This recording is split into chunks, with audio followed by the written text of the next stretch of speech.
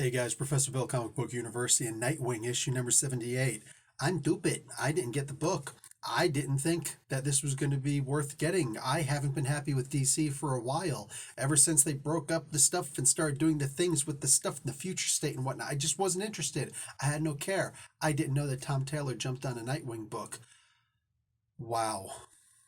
Well, I just found the best book that DC's putting out. I'm willing to fight anybody in a freaking mosh pit for that. Let's go. This was a freaking amazing comic book. I'm going to tell you why after I tell you about who made this comic book, as I'm reading who made the comic book on freaking comicsology.com. Man, gotta go out and get this comic book. I'm also subscribing. Let's talk about who made this comic book. Tom Taylor is the writer, Bruno Redondo on art, Adriano Lucas doing the colors, Wes Abbott doing the letters, Bruno Redondo doing the cover, and Scan doing the variant cover. I'm glad that Scan is still alive. I haven't seen this guy in a while. Bro, so let me get this straight. You got Tom Taylor and Bruno Redondo doing a cover together. I literally stopped for a second, did a couple clicks just to make sure it wasn't Christmas, because I could have sworn it was freaking Christmas, all right? Like, this is the kind of thing that you wake up after leaving a couple cookies and some milk for a fat man in red on the freaking table for, and look out at your tree and, holy crap, there's a Christmas present for me. That's exactly what this felt like. And yet, I'm saying, I'm not even wearing a heavy jacket anymore. And I'm in Canada, bro. This is amazing. And then I see Bruno Redondo is also doing the freaking main cover. So wait a second, let me get this straight. DC Comics has a book that the interior artist is also doing the cover. They're doing something right. And I look down and I remember that DC always did this. Nightwing was created by Marv Wolfman and George Perez. What? You're sitting there telling us who invented the character? I mean, not the Dick Grayson character, but the Nightwing character. Nonetheless, I mean, thank you. Now, if only they could remember that Bill Finger was the person who created a lot of the most important stuff that DC Comics and comics in general actually has. Hey, instead of just with, a thief. Anyway, holy crap, dude. We start off, like, before we even get to this title page, by the way, this is a freaking beautiful title page that dude, if I was still a kid and I had posters in my room, I know as you're looking at my room and all the crazy stuff that I got here. And I do have one poster. You know what? I would happily rip this poster down of all the DC Comics characters just to put up the poster of this Nightwing leaping into the night thing, this double page spread thing that's got this beautiful freaking thing of him jumping off one of those giant skyscraper cranes, because this is a freaking beautiful piece of art right here. Holy crap. Holy crap. This is Guggenheim worthy. I said it. I'll defend it too. Mosh pit. You, me. Bruh, you get this incredible story of young Dick Grayson. He's talking about, oh yeah, man, it's tough being me. It's tough being a little kid, as an orphan, and blah, blah, blah, blah. Also, it's rough going through life and your name is Dick.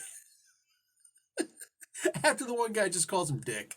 He gets into a fight with these three guys who are beating up on this kid, and like they're bullying on him, and the kid's like, this rich kid, he's got the perfect life, the perfect everything, but he's an absolute freaking monster. And these two monsters are hanging out with him, right? And Dick whoops their ass, for the most part, whoops their ass. And then we realize that the little girl, the little redhead girl is with him, is actually Babs. And I'm like, no, I didn't see that coming. Why didn't I see that coming? Oh, have I really been away from DC for that long? Have I really been away from Nightwing for that long?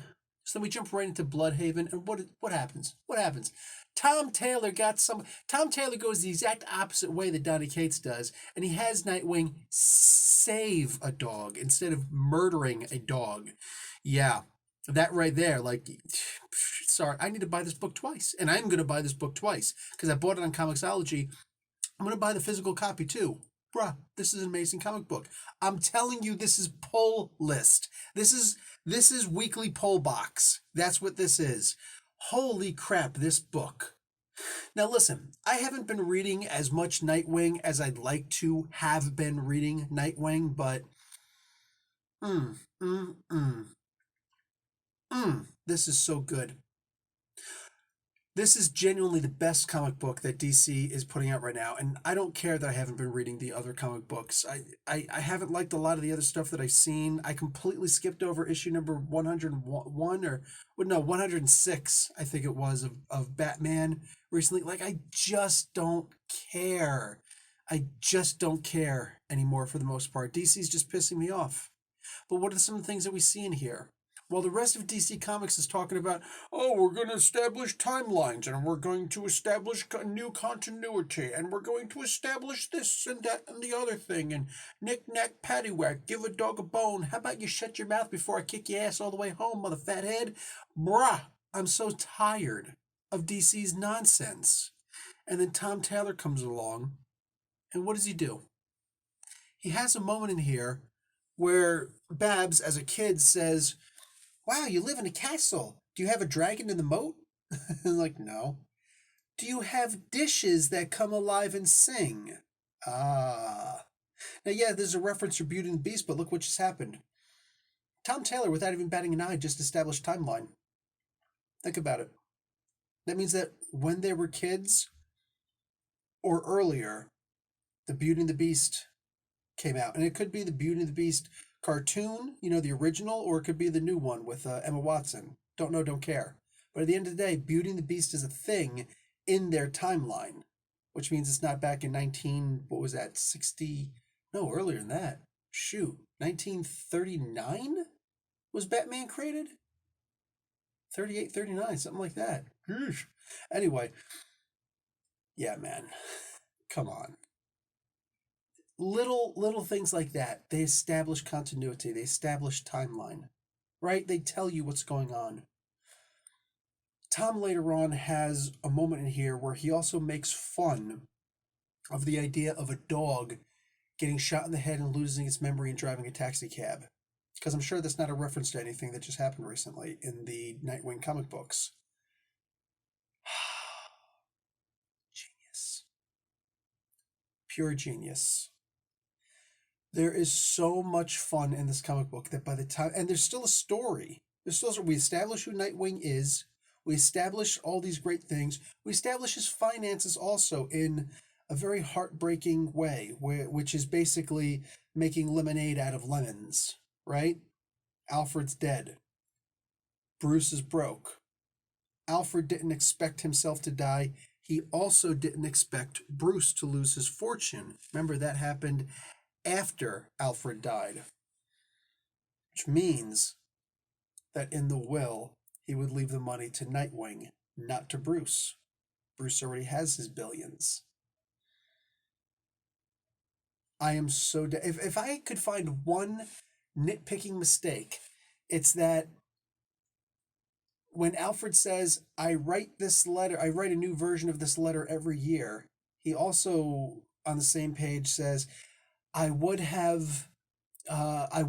meant to come to you for advice on how to spend the money and whatnot. Was that something that you only just recently thought of? You know what I'm saying? Or every year do you mean to talk to him about finances and whatnot?